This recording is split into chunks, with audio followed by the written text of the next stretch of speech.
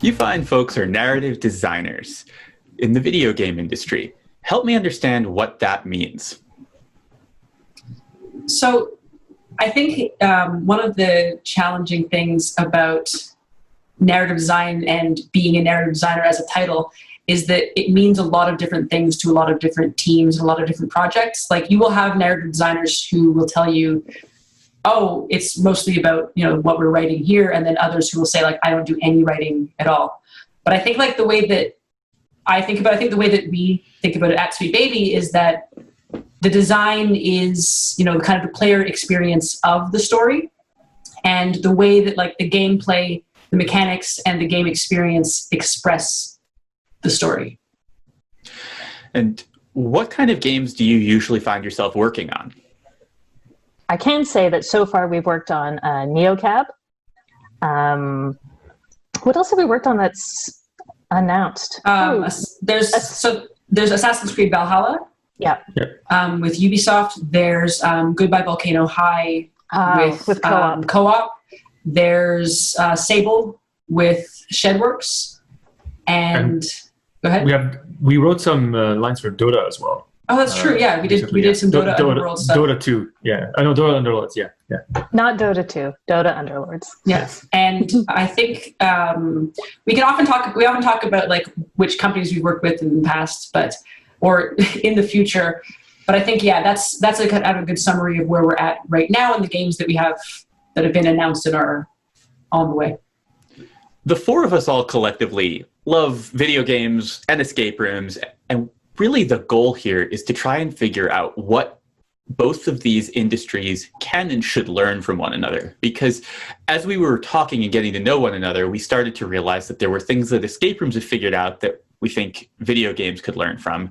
And there's a lot of things that video games have figured out that escape rooms can learn from. And really the imbalance there has a lot to do with length of time, and just how much longer the video game industry has been around. One of the things that we spent a lot of time exploring in earlier conversations was the idea of onboarding and tutorials. So what are your thoughts? What is it that video games are doing nowadays that make this onboarding tutorial experience so much better? I think that they've gotten very good at being more succinct, because the player wants to jump in as soon as possible. And recently, Kim and I had been playing a game that had 0 onboarding, and it worked.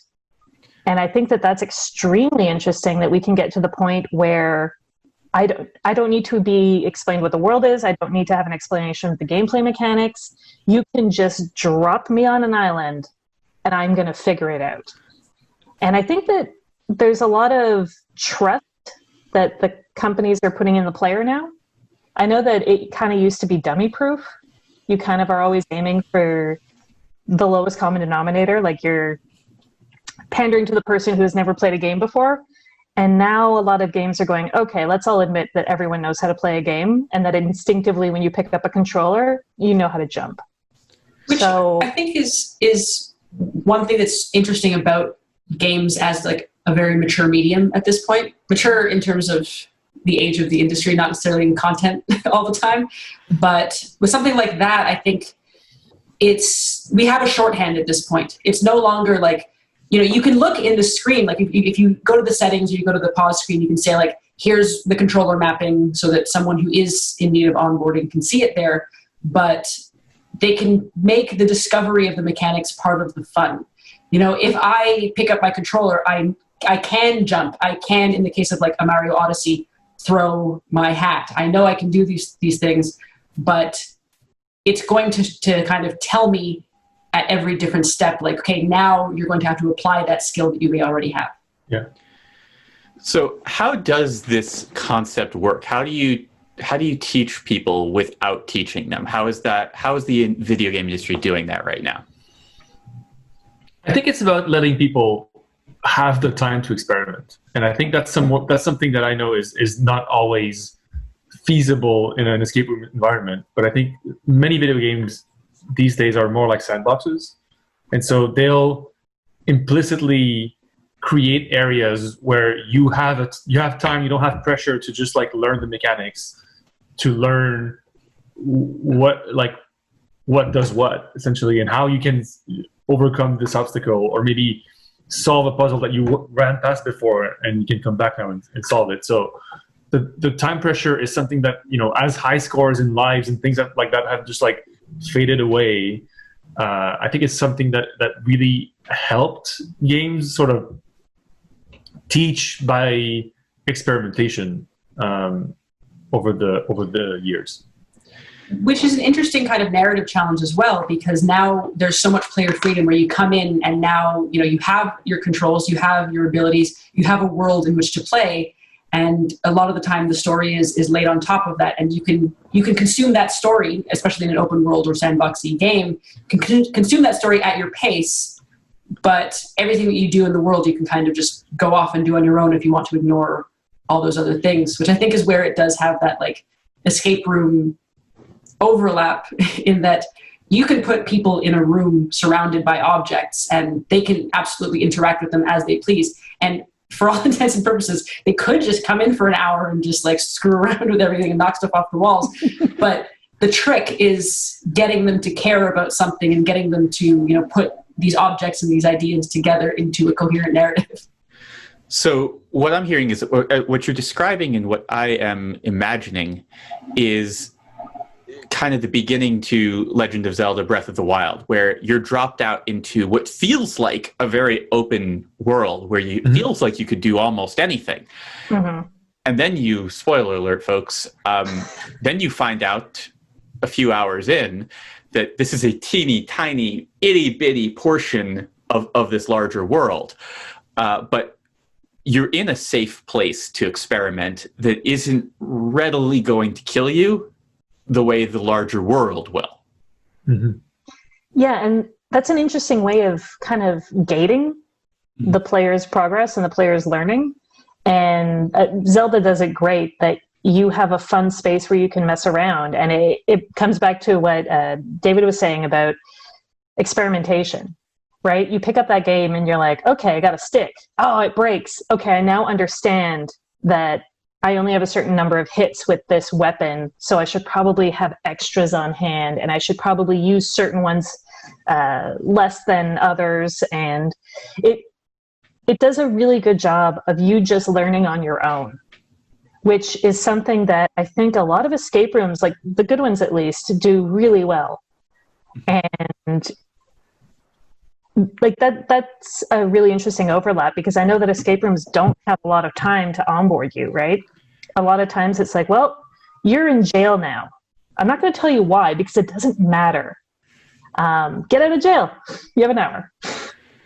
So, and I think a lot of that is definitely what you're hitting on is escape rooms have very fixed time, which kind of relates to something that you were talking about earlier. I think Kim was talking about is how scoreboards and lives have dropped out of vogue largely in video games. Mm-hmm.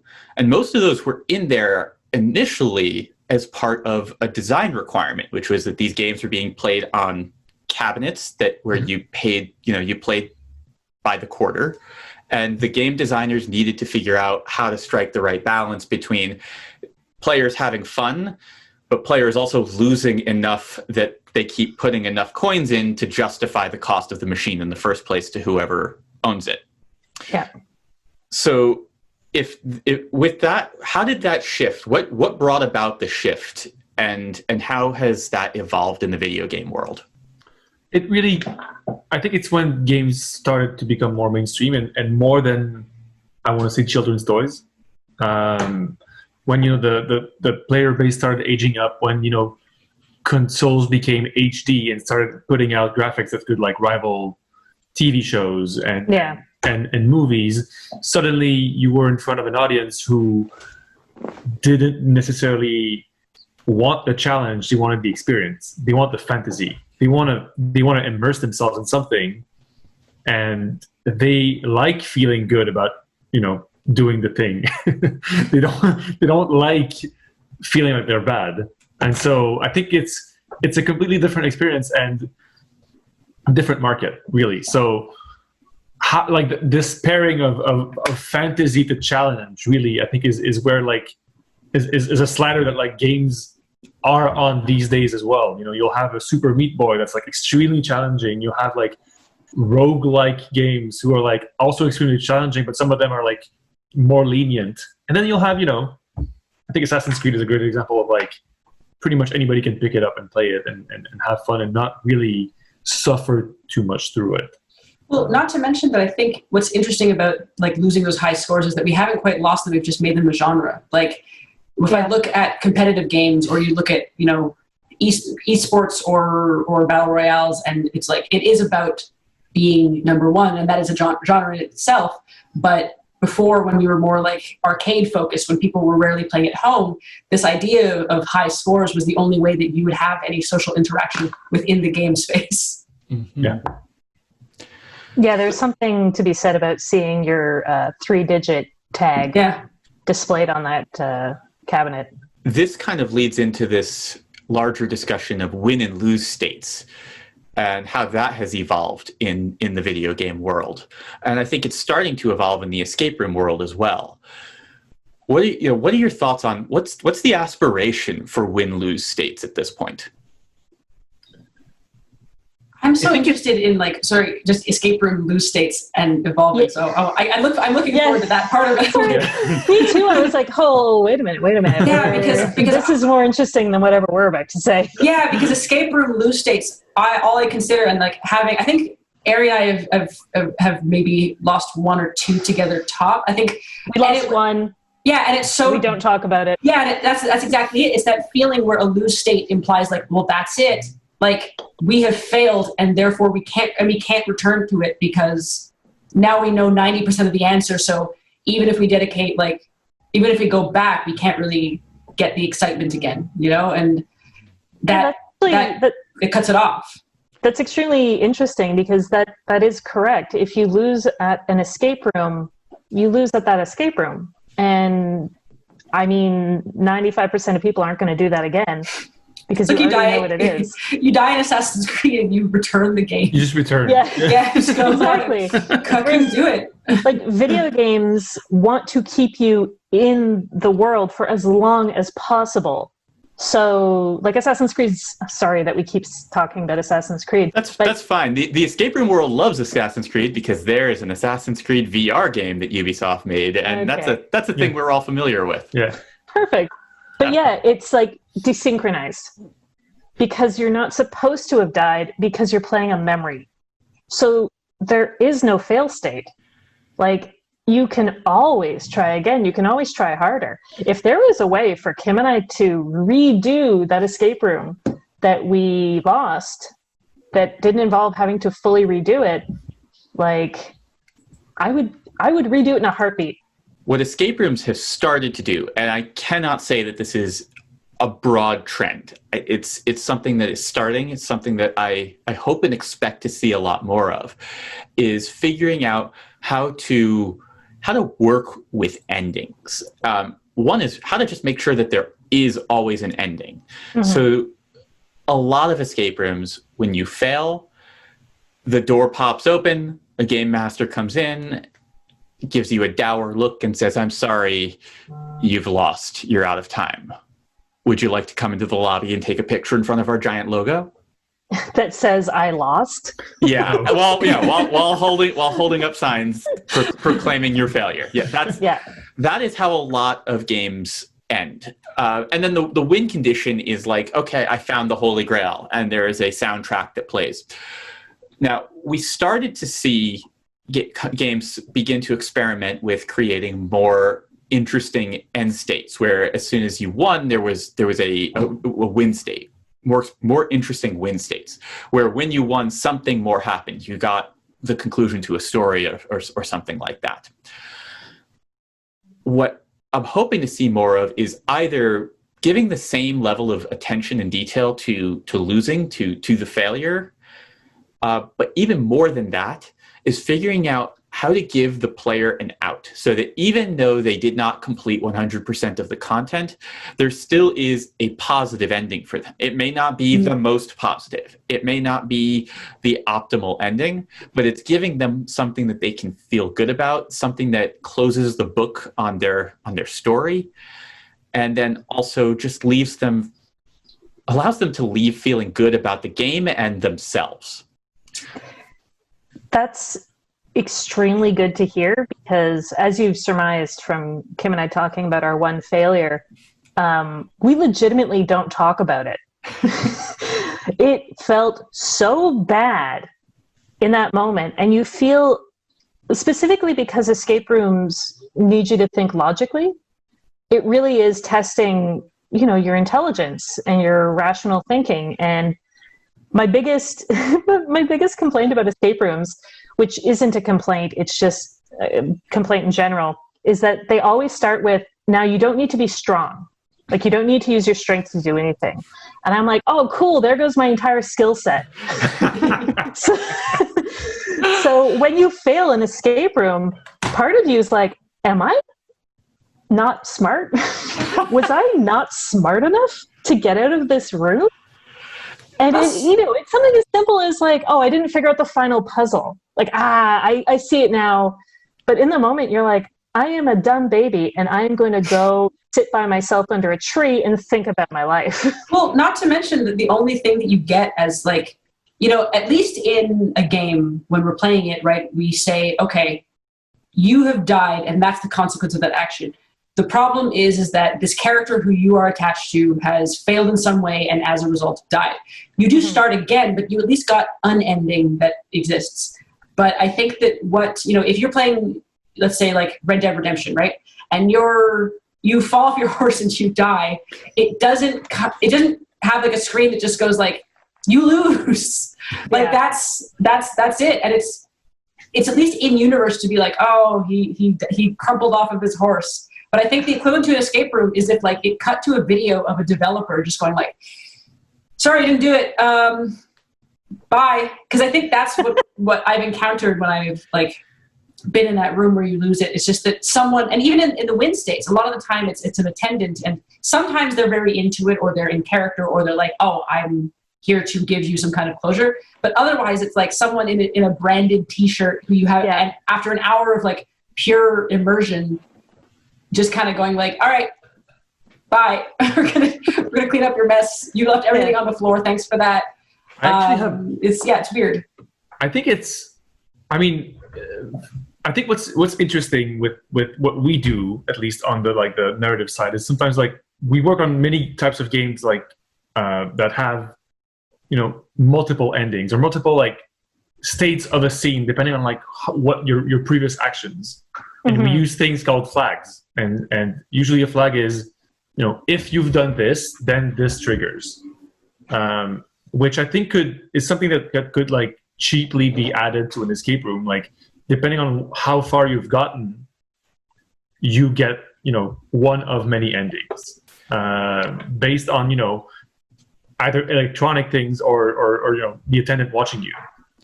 And I think something else that we do in games that doesn't really happen in other mediums really is the idea of the end of the game, and then something that we call the end game, which is what you do after you finish the game, which like find the true ending, or like find the really hard super boss that you have to like have found all the collectibles in the world, or have grinded hundreds of hours to like be able to beat that true final boss and get the true final ending. Part of me feels like there's a version of an escape room that could have like an ending that is pretty much easily attainable by anybody, but if you keep going and you do more in the time you have allotted, maybe you'll get the true ending in the escape room. There's a company in Los Angeles called Hatch Escape, and they recently successfully kickstarted the build of their next game, which is called The Ladder. And I from my understanding, a lot of what you're talking about is what they're striving to do with that game. What I'm also hearing from you is the use of external characters that might gain or suffer based on the stakes of whatever it is you as the player are doing might be a really great opportunity to give players something to care about, something to strive for, but also not make it feel so personal, like they lost or they died or they're the absolute failure, but having other characters involved as a little bit of a proxy, but also a little bit of an emotional buffer or someone that the players can get invested in instead of it just being about them. Yeah, we did this virtual escape room recommended by you, The Truth About Edith. And one of the things I appreciated about it was having interactions with live actors, which is something that we've never, or at least I've never experienced in an escape room before, even though I know that like there are lots of escape rooms I could have accessed before now that did involve live actors. But it does help to externalize it, because I think that, at least for myself, unless you are in the industry, unless you are someone who is like used to immersive theater, I do find it hard within the space of an hour to like lose myself, because I'm thinking like, even if they tell me I'm in jail or I'm going to die or something's going to happen that's very grave to me, I know it's not, and that's always going to be overriding whatever fantasy I'm engaged in. Whereas when you have someone who's there, or at least who's even interacting in a way that is like performative and cinematic or just theatrical, I think it really helps me. Even as someone who like I don't want to engage in the improv, but I want to be brought into it in that way. And in games, right, it's the same way. It's that you rarely have it so that you are your stakes. You know, like it's rarely that, because you die constantly. Yeah. Like in a lot of game experiences, you're going to constantly die. So we have to give you someone for whom, you know, death would be forever, or where their problem. And it's the reason that, unfortunately, and this is something I want to move away from in terms of tropes, but so often you have these games that are very big stories and they're like, okay, you know, this person, you love them. Yeah. Unfortunately, they're dead now. You've got to get revenge. And I know that like the reason that they've done that, much as I am tired of that revenge narrative, is because it's like the quick and dirty way to just go like, all right, now there are stakes. Now there's a reason to motivate you through it. But I think that it's even more interesting when it's not about life and death, when it's about like, my curiosity is going to motivate me, and it happens to coincide with stakes that exist outside of me. So the idea of having escape rooms that operate in that way is very exciting, and I just want to try more. I personally agree with you. I love it when a game has, whether it's a video game or an escape game, has small stakes that are super relatable to me. Like, I want to bake the best cupcake. Yeah. To me, that is so much easier to get into character for and to understand and to get excited about than the world is going to end in 61 minutes if you don't stop it in 60. And the government came to me and my friends, and we're the only people in the world who could prevent this calamity. I can't accept that that's the reality. Like at that point, they've made a bad choice in choosing us. Right. We're in no way qualified to be in this lab. Only once did they make a bad choice choosing us. Every other time they were correct in choosing us. Yeah. That's for me is like, it's so hard to get into that mindset of we're us. We're the thing that's stopping everything bad from happening. Yeah.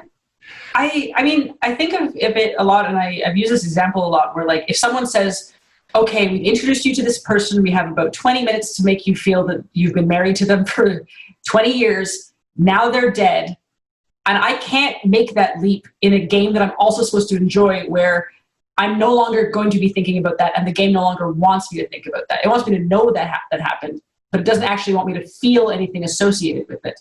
But in real life, like, I know that, you know, back when I was dating, I was like, why didn't he text me back? What can I do? And that is an actual stressor. Like, that is like, I am feeling now time pressure. and the stakes are minute, but it still is relatable. Like one of the most relatable and terrifying challenge I can imagine is like the Great British Bake Off. Like that's that for me is like, as you said, with the cupcakes, I watch that and I go, oh man, the stakes are so high. They have to bake all of these things. And when someone wins by making a good baked good, I'm like, oh yeah, we did it, person who I've been rooting for. And then someone else who I don't like fails, and I'm like, yeah, these are the consequences of your bad actions. And it's so easy to get involved in that I would encourage both games and escape rooms to kind of just go like, what is relatable to you? What do you need to do? I think in some ways, being relatable solves the onboarding issue that some escape rooms have, because if it's going to be a thing where you're going to save the world and the government comes to you, you're going to have to need an attendant saying this to you for 5 minutes and putting in context, or play a video or something while you're sitting there twiddling your thumbs. But if it's, you go to your sister's room because you have to find her boyfriend's number that she locked away somewhere, I'm already in those shoes. Like, it took you 20 words and now I'm in the room. And so it makes, I think it reduces the load on the provider to really immerse you if the stakes are lower, and the actual gameplay can be very similar, because the mechanics of escape rooms, as far as I've experienced them at least, are shared across the entire medium for the most part, and are very, it's very rare that you'll see one that's only tied to a specific setting. I also realize I've never been handed materials before in an escape room. I was just thinking that, Kim. Like, how cool would it be? Because you have to sign up for these ahead of time. Like, I don't think you can walk into an escape room and go like, hey, do you have an opening? Like, you have to pick your time. And it would be so cool if you get a text message or something like 30 minutes before your escape room starts, and the narrative starts there. That would give you time outside of the room to actually start, getting into it and getting your team hyped up and explain to your team what's happening. And I'm sure someone's doing it. This is why I'm so interested in this conversation, because we want to know what escape rooms are up to so that we can enjoy them and we can also learn from those. I can tell you a few things that escape rooms have done in that realm, some of which have succeeded and some of which have created other problems. It's an interesting dynamic. One of the games that we played that doesn't exist anymore, Paradiso, is a company in New York that did a whole bunch of really incredible and wonderful things.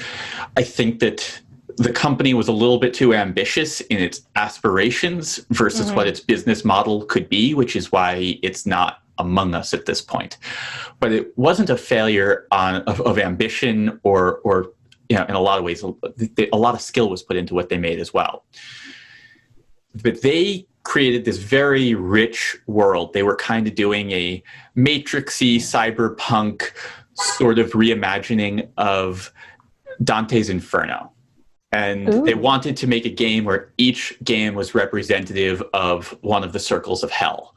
So they had no shortage of ambition. And they did a whole bunch of really cool things with stuff like projection mapping. They did a ton of amazing things with actors. One of the things that they did is that they had this very rich world that you would be texted and emailed, and you could find a whole series of websites and dive deep into their mythos if you wanted to. The thing that they struggled with is that they can't mandate it. Yeah. And so you end up having to make a game that isn't as rich as the lore that you created. And the really amazing thing was we ran an experiment with our team, and we brought a group of really seasoned players to this, and half of us read everything and half of the team read nothing. And the thing that was really surprising was that those of us that read everything had a worse time. And it really? Yep. And it was because we had become so invested in this world, and we had opinions and feelings on these characters and these events, and almost none of it was paid off in the world, because and some of that I think was in the writing of the game itself, and that was a problem that they experienced. But I think a lot of it stemmed from this probably fear that they couldn't have payoffs for things that not everyone, that they couldn't mandate people to experience. So it created this very interesting, and it's one of these games I'm very thankful that I got to play, and that I got to play it like that, because it totally shifted my perspective. The other problem that I know a lot of escape rooms have had, where they try to introduce things before the game begins, is that players have a hard time then starting to differentiate between where the game actually began. Mm-hmm. Is this game master who's telling me rules, are they trying to trick me? Right. Can I trust them? Are they something I have to overcome? Do I have to lie to them? And once that starts to blur, then the realities of, and this is where I think escape rooms have figured out a lot of stuff that I think video games haven't had to confront, is the real life nature. That, when a game, when a game has started and when it stopped, when it's a video game. Like, you put it in, you start it, it's on, and as soon as you turn it off, it's off. Escape rooms have this whole layers of reality where people, like, I sat in a lobby once listening to some people who were about to play a different game, and they were debating whether they needed to memorize things in the lobby. One of them had memorized the address and the phone number of the escape room company because they thought it might be a combination to a lock.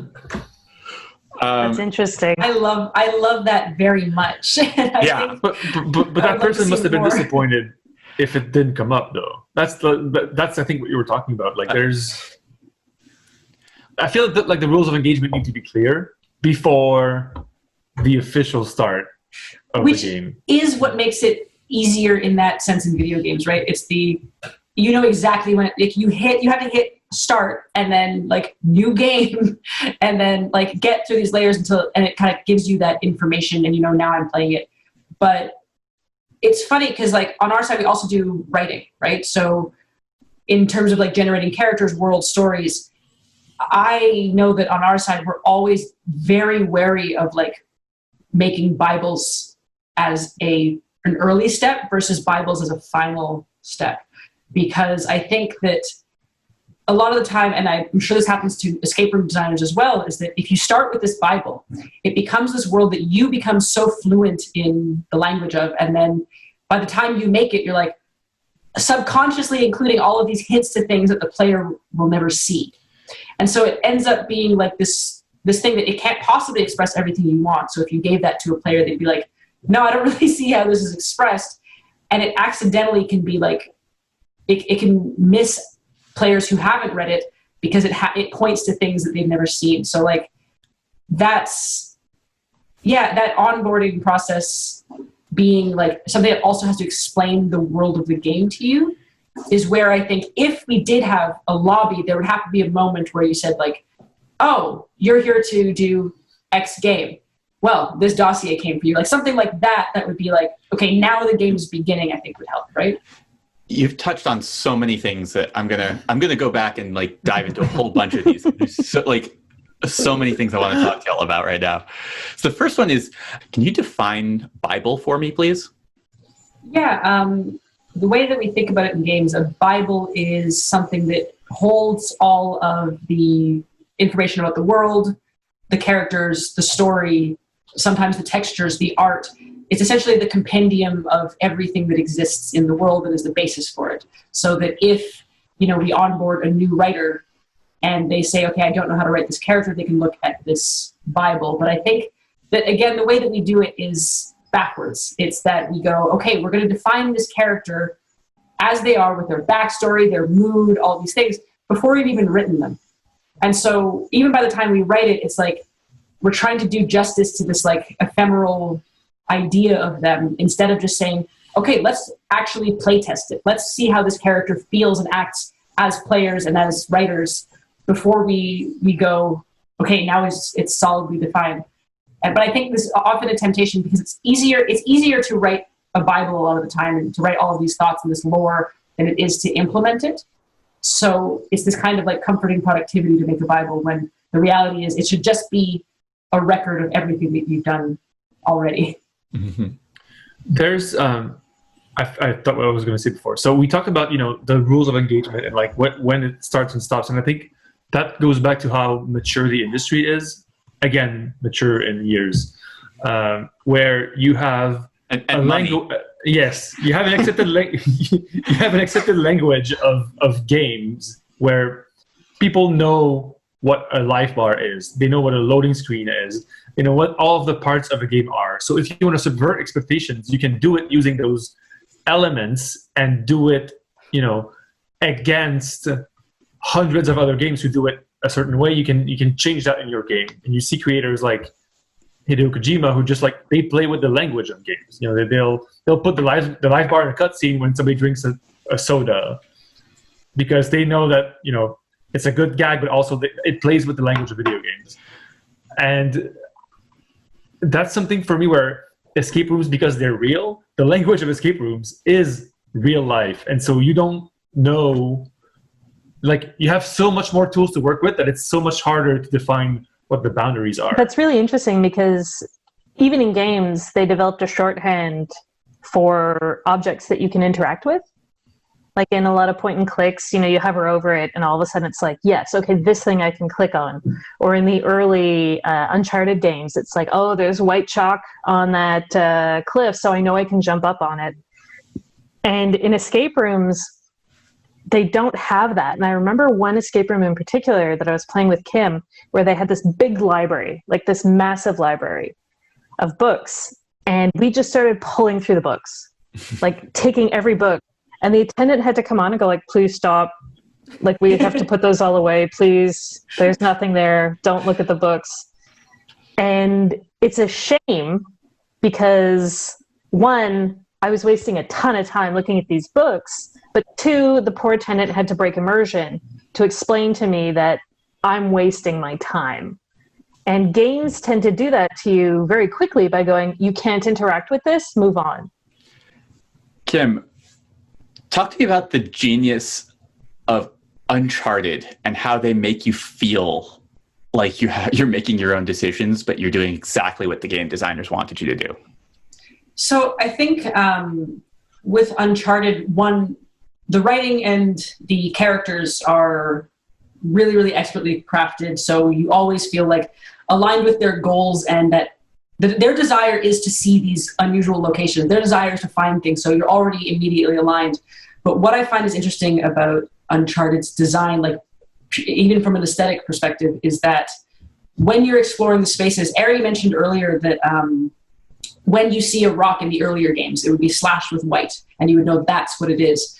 But I think what's really wonderful about the more subtle design in the later games is that they very much have crafted a landscape that looks perfectly natural, to the point that you don't realize that you are being, kited to a certain area. The level design is so well done that, a shaft of light is something that you have to move towards. And when you do it, when in the fourth game, when you get your grappling hook, you throw it and it looks like you threw it in a perfect arc to the location that it was going to land. And you're like, yeah, I did that. Whereas there's a bunch of systems behind the scenes going like, we're about to make you feel great by making it seem that way. And I think for me, that's the crux of level design, of environmental design, character design, and of story, of narrative design in that way, where I think I need to make you feel like this is the choice that you always wanted to make. I need to make you feel like when you look at something, you're a genius, but I've been sitting in the corner going, please pick it up.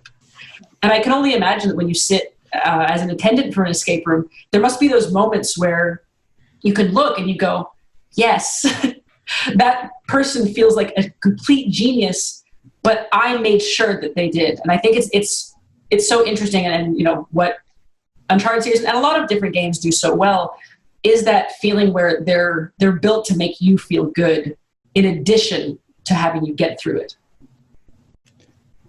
I cannot think of a better point to end on. So I'm just going to thank all three of you and just say it's been delightful talking to you and having you share your knowledge and your experience. And for those who are interested in what Sweet Baby Inc. does, they do all sorts of game narrative design. They're hireable. They're a small business. And as you can tell, if you've made it this far, they're brilliant and lovely. So if you need their kind of services, you should reach out to them. I would love to make an escape room. Let's go. Just saying. Yeah, if you ever want to partner with us to make an escape room, we're down. Cool. Thank you. Thank you. Thank you so much for having us. Yeah.